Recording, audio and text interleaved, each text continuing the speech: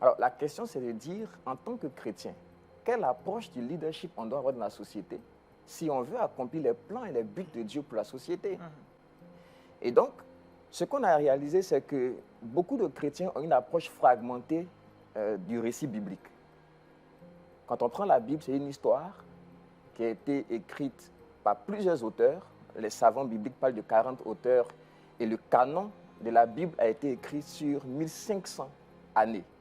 Mais de la Genèse à l'Apocalypse, c'est une seule histoire. Et il y a 4 branches dans cette histoire. La création. Dieu a créé, tout était bon. Il y a eu la chute. La chute de l'homme qui a eu une conséquence sur l'homme, mais sur aussi le cosmos, sur la création. La rédemption avec Christ qui arrive, et puis finalement l'accomplissement ou la plénitude quand Christ reviendra pour établir son royaume. Et la Bible dit qu'on espère de nouveaux cieux et une nouvelle terre où la justice habitera. Maintenant, si on veut comprendre certains concepts clés de la vie, tels que le leadership, le succès, la maladie, la pauvreté, etc., il faut repartir aux origines. Un jour, Jésus parlait aux Juifs, il leur a dit, concernant le mariage, qu'il n'en était pas ainsi dès le commencement, parlant de la séparation entre l'homme et la femme.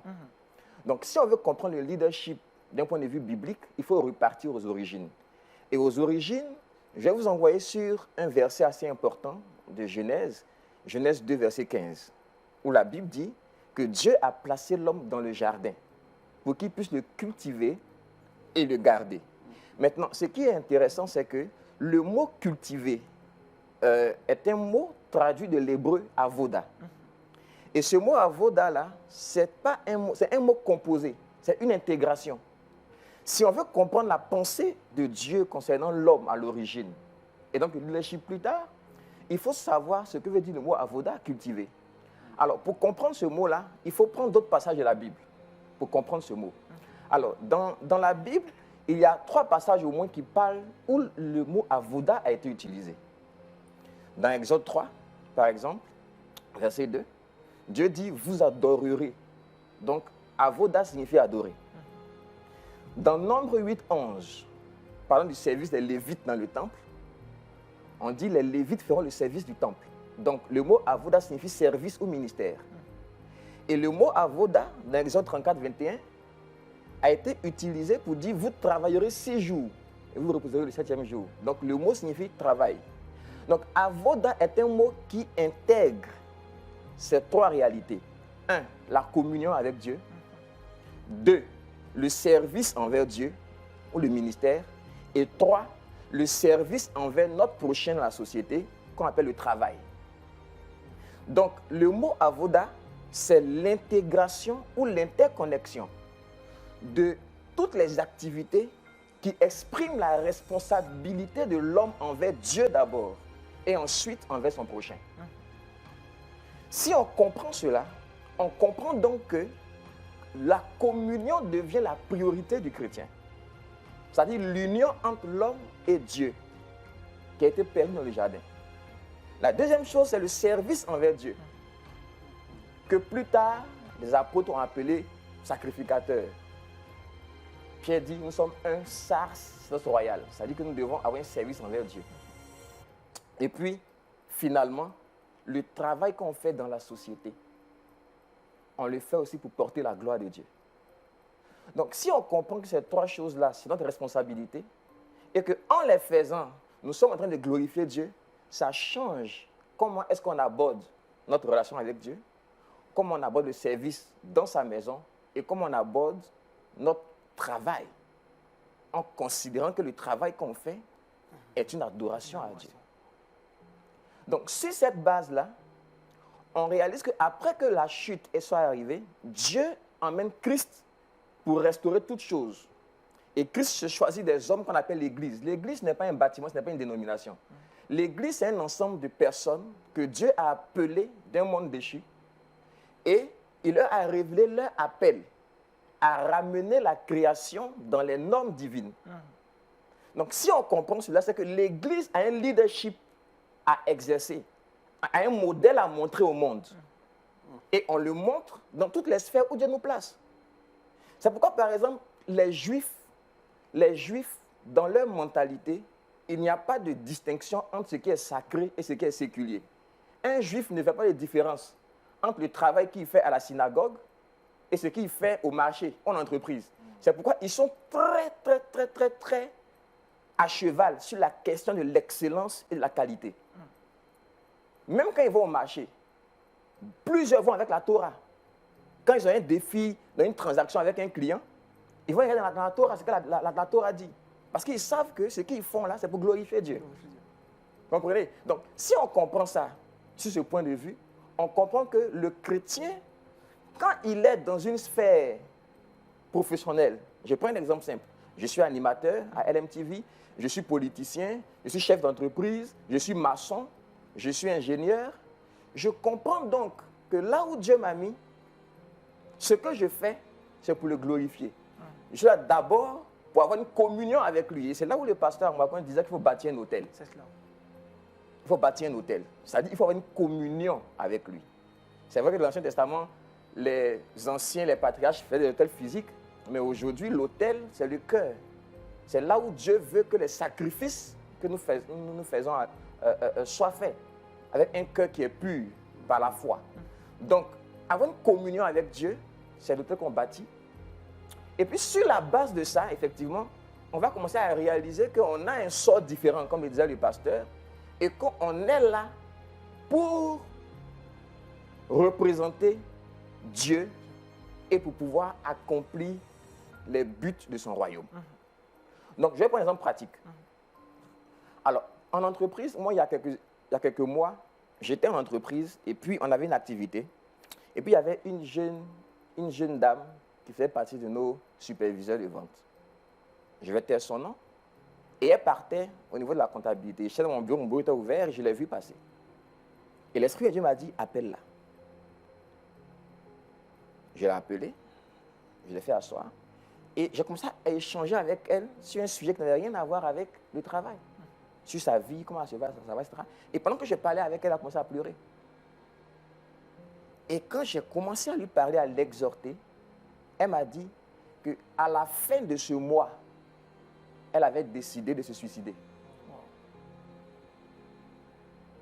Alors, imaginez par exemple que cette opportunité-là, je l'avais ratée, d'écouter la voix de Dieu et de lui faire appel. Peut-être qu'elle aurait mis fin à ses jours. Donc, quand Dieu nous place au travail, dans des sphères d'influence, nous devons d'abord avoir une communion avec lui pour comprendre ce qu'il attend de nous, là où il nous a mis. Parce que le lieu du travail, c'est l'endroit où il y a toutes les magouilles, il y a tout ce qui est science occulte, les gens souffrent, les gens sont déprimés, etc. Et c'est là où l'espérance de l'évangile doit être annoncée. Et on le fait en représentant ce royaume dans lequel nous sommes. Donc si on comprend cela, je vais finir mon propos, on comprend qu'on a une responsabilité de leader par rapport à la société. Et si on comprend le leadership de façon aussi réformée, alors on va commencer à réaliser que toutes les sphères où Dieu nous place, on va commencer donc à faire la volonté de Dieu et emmener les hommes qui sont autour de nous, nos clients, nos fournisseurs, nos partenaires, nos amis. On va créer des opportunités, des relations avec eux et des portes seront ouvertes pour qu'on puisse témoigner de Christ et les ramener dans le royaume. Et ce faisant, on peut transformer la sphère où Dieu nous a mis. Voilà pourquoi je dis qu'il faut qu'aujourd'hui, l'Église comprenne son appel au leadership pour transformer la société. Il faut que les professionnels comprennent qu'ils ont un appel. Ils ont un appel. Que ceux qui sont nos pères, les pasteurs, les apôtres, les prophètes, sont là pour nous équiper. Mais la Bible dit qu'ils sont là pour nous équiper pour l'œuvre du ministère. Qui est dehors. Qui est dehors. Qui n'est pas dedans. Très bien. Et regardez, il y a au moins, je prends un exemple, il y a au moins 1 million à 2 millions de chrétiens, n'est-ce pas? Alors je vais vous poser une question. Si les 2 millions de chrétiens, ne serait-ce que 10 000 de ces chrétiens comprenaient ça et emmenaient une seule âme à Dieu chaque mois, sans croisade d'évangélisation, on aurait 10 000 personnes qui rentrent dans le royaume chaque mois, sans croisade. En 12 mois, ça fait 10 000 fois 12, on a 120 000 nouvelles personnes qui rentrent dans le royaume, sans aucune croisade d'évangélisation, parce que des gens ont compris leur rôle. dans la société. Voilà Kevin Claire. Messieurs Ange, on a pris du plaisir à vous écouter. Pasteur Amako, ça rejoint pratiquement... Non, je suis entièrement d'accord avec lui. Et j'aime la manière dont tu as expliqué le mot cultiver. Le mot cultiver, c'est le culte. Tu vois, comme il dit, c'est le culte.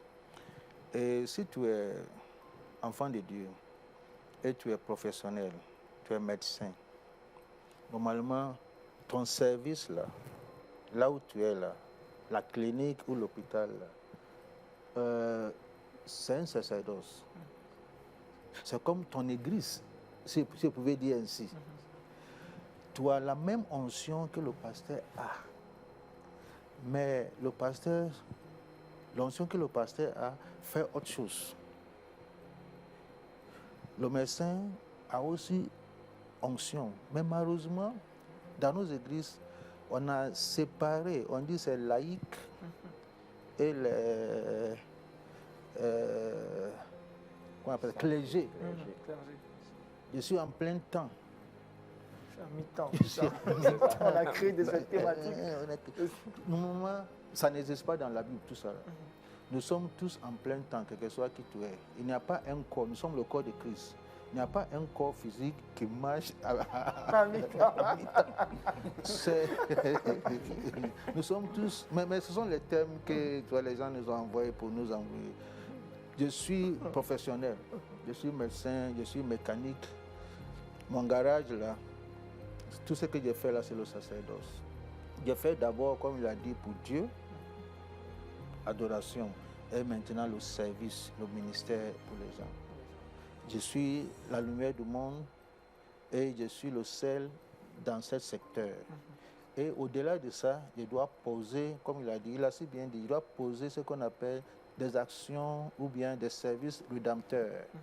En faisant ça dans mon esprit, je vais gagner quelqu'un à Christ indirectement.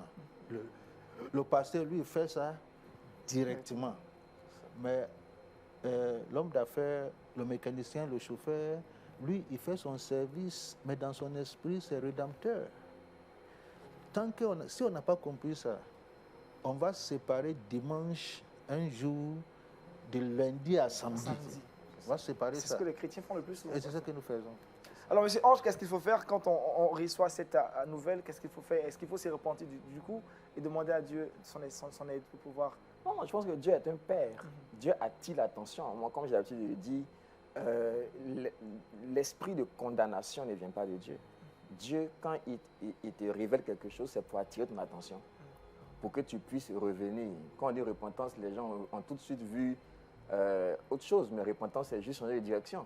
Donc Dieu veut que tu changes de direction. Si tu ne le faisais pas, il faut commencer à le faire. Mais comme a dit le pasteur, il faut d'abord commencer à rentrer en toi-même et à demander au Seigneur. C'est-à-dire qu'il faut que tu lui demandes pourquoi je suis dans cet environnement. Qu'est-ce que je dois faire? Si tu as besoin de conseils, tu peux voir le pasteur, tu peux voir l'homme de Dieu pour t'orienter, pour t'équiper.